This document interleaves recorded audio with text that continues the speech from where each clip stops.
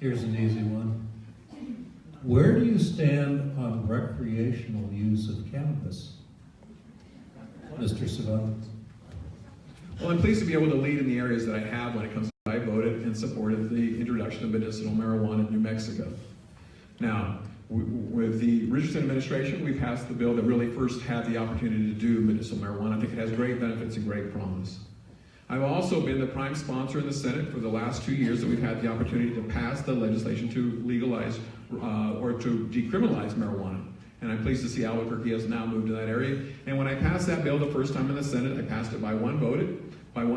The second year that I passed it, most recently, I passed it in a unique way. I brought along 8 Republicans. One thing that I like to do in the legislature is to bring, when I can, Republicans on board to show a bipartisan effort to show that things are outside of partisanship, and marijuana is one of those issues. And so, although I passed it in the Senate, although I passed it from the Senate and House committees to the House, we haven't been able to get that onto the governor's desk, but I'll support or decrease state, and they'll all tell you the same thing. They're spending too much time on marijuana and small drug possession cases, and we need to take it out. When it comes down to legalization, I'll tell you the one issue that we don't yet have is we don't yet have the technology to enforce it on the roadways. I've worked really hard in the years I've been in Santa Fe to take DWIs off our roads. The fact of the matter is the states that have legalized marijuana do not have DWI problems. Their rates are far below the national averages.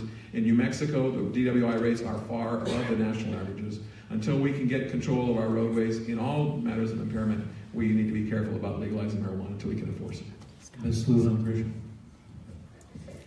So, on the medical cannabis front, which is not the question, but my 2 minutes, or a minute and 30 seconds, 90 seconds, I had the great honor of carrying that legislation in the Johnson administration. Now, we weren't quite successful in the Johnson administration, but we were successful in the Richardson administration, and that bill, the Aaron Lynn Compassionate Use Act, is actually named for one of my colleagues and best friend's daughters who suffers still today with cancer. It's incredibly important that we protect the medical cannabis efforts and patient access. So, recreational cannabis with the following things can be something that is productive in New Mexico, and I believe that we've got a legislature, including Representative Bill McCamley, who's done incredible work making sure that we can have a balanced effort and lead the country. And here's what it would look like. Again, protect medical cannabis, because if you don't, you will limit and create access problems for your current patient population.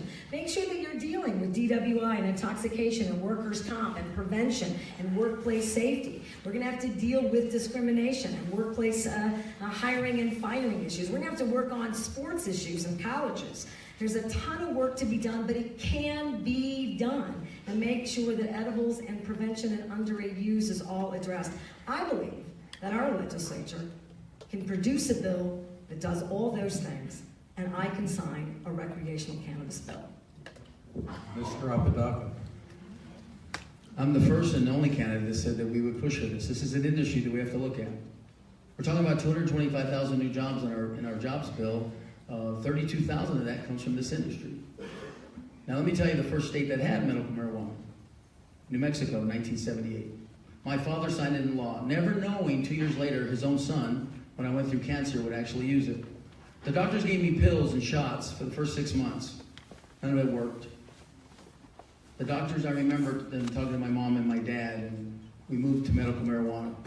So I'm the only gubernatorial candidate up here who's actually seen the first benefits of what a medical patient can take, what a medical patient benefits it is.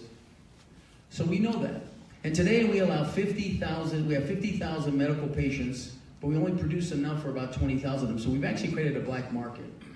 And I've learned from Colorado, Oregon, and other states, we've actually seen youth usage go down. We've seen opiate addiction use go down with adult use and the expansion of medical. So as governor, we're going to lead and we're going to pass for adult use. We're going to protect medical cannabis and our patients. And we also look at hemp and hemp production.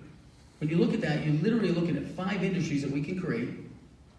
We can also lead New Mexico State University in agriculture, the University of New Mexico Biotechnology. We can lead the world in cannabis research within agriculture and medicines and find new cures. And that's what I want to do. We're going to start investing in big ideas. 32,000 new jobs, $200 million of new tax revenues for our state.